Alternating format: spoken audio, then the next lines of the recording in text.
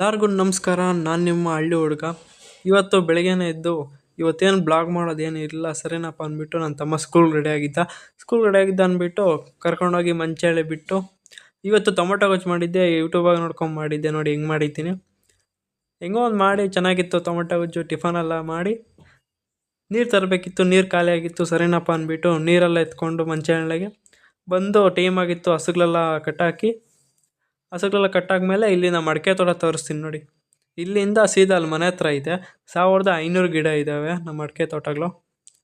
ಎಲ್ಲ ಸ್ವಲ್ಪ ದೊಡ್ಡವು. ಸರಿನಪ್ಪ 4 ಗಂಟೆ ಆಗಿತ್ತು. ನನ್ನ ತಮ್ಮ ಕರ್ಕೊಂಬಂದೆ. ಇಲ್ಲಿ ಅಡಿಕೆ ಗಿಡಕ್ಕೆ ನೀರು ಬಿಟ್ಟಿದ್ರೆ ಎಲ್ಲ ನೀಟಾಗಿ ಹರ್ಕೊಂಡಿತ್ತು. ಕಾವಲೆಗೆ ಕೂಡ ಹೋಗಿದ್ವು. ಸರಿನಪ್ಪ ಅಂದ್ಬಿಟ್ಟು ಕಾವಲೆಗಿರೋಲ್ಲ ಗಿಣಮೆ ಕಟ್ಟಿ ಇದು ಕಡೆಗೆ ನೀರು ಬರ್ದಿರಂಗೆ ಸರಿ ಅಂದ್ಬಿಟ್ಟು ಇದು ಕಡೆ ಎಲ್ಲ ಒಣಗೋಗಿತ್ತಲ್ಲ, ಇಲ್ಲಿ ನೀರು ಬಿಟ್ಟೆ. ಗೇಟಲ್ಲಿ ಆನ್ ಮಾಡಿದೆ.